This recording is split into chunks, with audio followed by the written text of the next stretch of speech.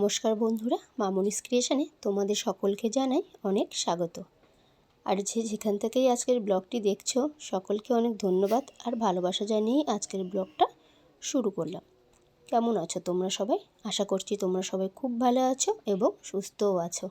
আর আমিও ভালো আছি। আর আমার পরিবারের শুধুমাত্র আমার পিকু ছাড়া বাদবাকি সবাই আর কি খুব ভালো আছে এবং সুস্থও আছে। আমার আরেকটি নতুন ব্লগে তোমাদের সকলকে জানাই অনেক স্বাগত। এখন বাজে না 5টা। আজকের না অনেক সকাল সকাল উঠেছি। আর এখানে ওয়েদারটা দেখো না, খুব সুন্দর।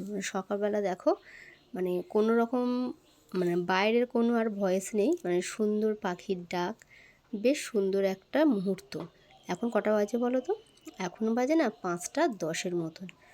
আজকের না সারা রাত ঘুম হয়নি। রাত্রি বলবো না ভোর বলবো, যাই হোক 2:15 থেকে পিকুর না জ্বর এসেছে। ওই যে বললাম যে আগের দিন ইঞ্জেকশান দিয়েছে, একটু শরীরটা খারাপ ছিল। আর ওই রাত 2টো থেকে এসেছে জ্বর, জ্বর ছিল গায়ে। এখন একটু ভালো আছে। বাড়িতে যে প্যারাসিটামলটা ছিল আর কি, সেটাই ওকে খাইয়েছি। এখন একটু ঘুমোচ্ছে। আমি ভাবলাম যে একটু বাইরের দিক দিয়ে ঘুরে আসি আর তোমাদেরকেও ঘুরিয়ে আনি। দেখো গাছের ফুলগুলো এখনও ঠিকঠাক ফোটেনি, এখনও কুঁড়ি অবস্থাতেই রয়েছে। আর একটু কিছুক্ষণ হয়তো গেলে ফুটে যাবে। আর এই দিকের এই কুঁড়িটা দেখো, হলুদ কুঁড়িটা একদমই ফোটেনি, একদম মনে হচ্ছে যে কুঁড়িই হয়ে আছে। এই দেখো, দেখতে পাচ্ছ? একদম দেখো কুঁড়ি হয়ে আছে, এখন একটুও ফোটেনি। আর এদিকের এই জবাটা বেশ সুন্দরভাবে ফুটছে, খুব সুন্দর লাগছে। দেখো যে ফোটার আগের মুহূর্তে ঘরে ফিরি। এই দেখো এখন বাজে 5:44। আমার পিকুর দেখো আবার না জ্বর এসছে। বসে বসে জলপট্টি দিচ্ছিলাম, ভাবছিলাম যে কখন ঠিকঠাকভাবে সকালটা হবে আর ওকে নিয়ে ডাক্তার দেখাতে যাব। আর তারপর কি বলো তো, একটু বেলা হলে না ফোন করেছিলাম ডাক্তারের কাছে, যে বললো উনি আজকের এখানে নেই আর কি, সকালে বসবে না, বিকালে আবার আর কি বসবে এসে। উনি তো এখানেই থাকে সারা সপ্তাহ। শনি রবিবার দিনকে বাড়ি যায় উনি, শুক্রবার দিনকে রাত্রে বাড়ি ফেরে, আবার রবিবার দিনকে বিকালে আর কি চলে আসে। দেখো আমি উঠলাম, ওকে একটুখানি জলপটি দিলাম, ও একটু ঠিকঠাক আছে, ওর বাবা আছে ওর কাছে। আর আমি উঠেছি, উঠে দেখো চলেছি। কোথায় যাচ্ছি বলো তো? কারি পাতা তুলতে। আমি জানো তো এই প্রতিদিন আমলকির জুস খাই। আর তোমাদের দাদা অনেক দিন আগে একটা ছোট্ট কারি পাতা গাছ আমার এনে দিয়েছিল। কারি পাতা তুলতে এসেছি সকালবেলা। মানুষ না অভ্যেসের দাস, কোনো কিছু একটা অভ্যেস হয়ে গেলে সেটা একটু বদলাতে একটু সময় লাগে। ওই যে আমলকি জুস খাবো, ওই জন্যেই টাটকা কারি পাতা একদম তুলে নিয়ে যাবো। চলো, এই ছোট্ট একটা ডোক নিলেই হয়ে যাবে। এই দেখো কি দারুণ সেন্ট না? আর এই দেখো আজকের আমার চেরিগুলো পেকেছে, দেখো এই যে দেখেছো? এই দেখো, এই যে দেখো কত চেরি পেকে গিয়েছে। আগামীকাল তুলবো বলেছিলাম, কিন্তু তোলা হয়নি। আরেকটু ভালো করে পাকার জন্য আর কি রেখেছিলাম। এই দেখো কত চেরি। দেখ, চলো অনেকটা বেলা হয়ে গেল। যাক চলো, পিকু উঠেছে, ওর বাবা নিয়ে গিয়েছে ব্রাশ করাতে। তাই সেই ফাঁকে আমি ভাবলাম যে বিছানাটা একটুখানি ঝেড়ে ঝুড়ে পরিষ্কার করে আর কি গুছিয়ে নিই। যেহেতু শরীর খারাপ, আর ও তো এমনিতেই সারাক্ষণ থাকে বিছানার মধ্যে, নামেই তো না। ওখানেই খেলা, ওখানেই কার্টুন, ওখানেই খাওয়া দাওয়া, ওখানেই ওর সব কিছু।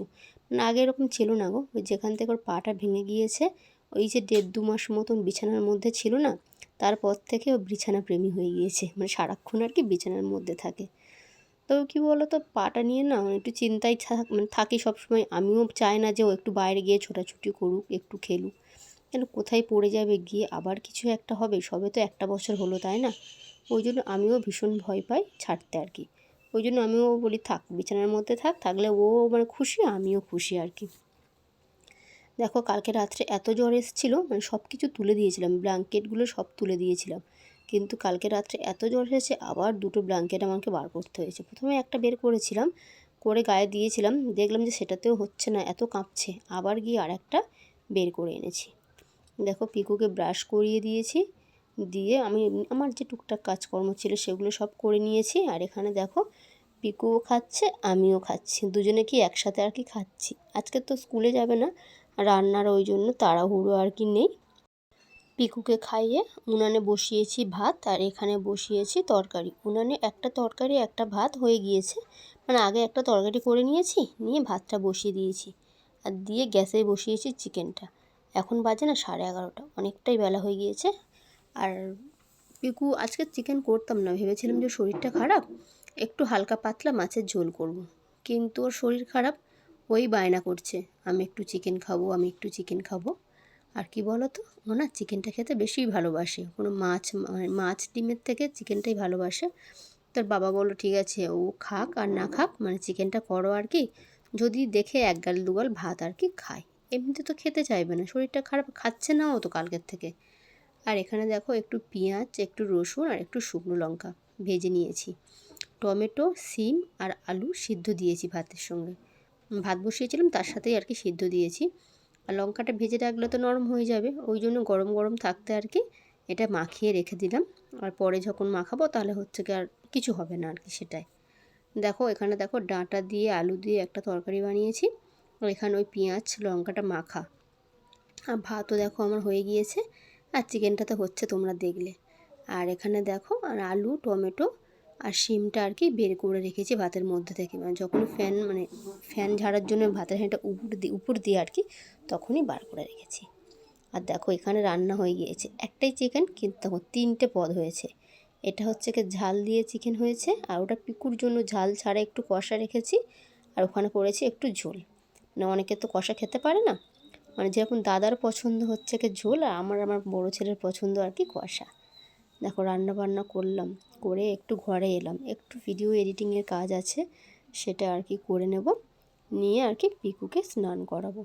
দেখো তোমাদের সাথে হয়তো হেসে হেসেই আমি কথা বলছি, কিন্তু না মনটা না একদমই ভালো না। কি বলো তো, পিকুটার না জ্বরটা যাচ্ছে আসছে যাচ্ছে আসছে, মানে এই ওষুধটা খাওয়াচ্ছি, কিন্তু 6 ঘন্টা অন্তর ওষুধ খায়, সেখানে 4 ঘন্টাও দিচ্ছে না, আবার জ্বরটা আর কি ঘুরে ফিরে আর কি চলে আসছে। ডাক্তারবাবুকে ফোন করলাম, বললো যে বিকালে 6টার দিকে আর কি উনি বসবেন, আমাকে যেতে বললো 6টার সময় পিকুকে নিয়ে। আর চলো তাহলে পিকুকে স্নানটা করিয়ে দিই, দিয়ে আর কি ওকে খাইয়ে দিই, একটু যদি কিছু খায়, চিকেনটা হয়েছে যদি ওই আশায় কিছু একটা খায়, ও তো একদমই খাচ্ছে না। সকাল থেকে ওই দুধ বিস্কুট নিয়েছিলাম, যে হ্যাপি বিস্কুটের প্যাকেটগুলো থাকে না, মানে ওই একটা প্যাকেট বিস্কুটও ও খায়নি আর কি। চলো ওকে স্নান করাই, করে আর কি ভাত দিই, ভাত যদি একটু খায়। দেখো এখানে দেখো আমি মানে আলু সিদ্ধ, টমেটো আর ওই সিমটা মাখিয়ে নিয়েছিলাম, আর এখানে হচ্ছে গিয়ে ডাঁটার তরকারি দিয়েছি, আর একটু চিকেন, জানোই তো কী কী রান্না হয়েছে সেটাই আর কি। চলো সবার ভাত দিয়ে দিই, দিয়ে পিকুকে খাইয়েও দিই, দিয়ে ওকে একটু ঘুম পাড়াবো, বুঝলে তো। দেখো খাওয়া দাওয়া করলাম, করে হচ্ছে গিয়ে পিকুকে একটু ঘুম পাড়িয়েছিলাম, না এখন না প্রচুর জ্বর গো গায়ে, একদমই জ্বরটা কাটান দিচ্ছে না। ওকে ঘুম পাড়িয়েছি, পাড়িয়ে আমি যে ঘরের যে টুকটাক কাজকর্ম থাকে আর কি, জামা কাপড়গুলো তোলা, ঘর মধ্যে আবার ঘর বারান্দা ঝাঁট দেওয়া, বাসনগুলো মাজা করে নিয়েছি সব। এখন একটু রেডি হব, হয়ে যাব পিকুকে নিয়ে ডাক্তার দেখাতে। কি বলো তো, মানে ছেলে ভালো না থাকলে না মনটা একদমই ভালো থাকে না, যতই আর কি ভালো দেখানোর চেষ্টা করি আর কি, মন থেকে না ঠিকঠাক মানে মানতে পারছি না, মানে হঠাৎ করে ভালো ছেলে ছিল তো হঠাৎ করেই জ্বরটা এলো না। যাই হোক চলো রেডি হই।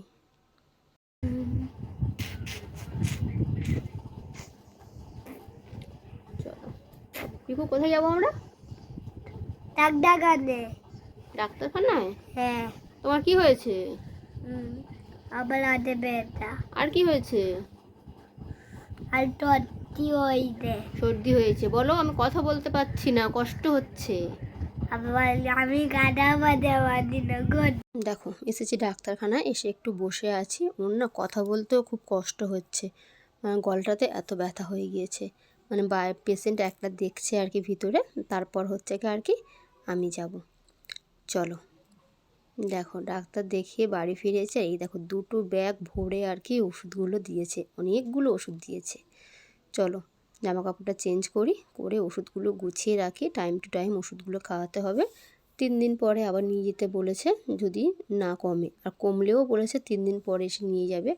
ইঞ্জেকশানের জায়গাটা না ফুলে অনেকটা শক্ত হয়ে আছে, ওখানে জেল দিতে বলেছে, থার্মোকল জেল, আর বরফ দিতে বলেছে, একে ঠান্ডা লেগে আছে তার উপর বলেছে আবার বরফ। যাই হোক চলো তাহলে আজকের ভিডিওটা এখানেই শেষ করছি, সবাই সুস্থ থাকবে, সাবধানে থাকবে, আর ভালো থাকবে। আর ব্লগটি কেমন হলো অবশ্যই কমেন্ট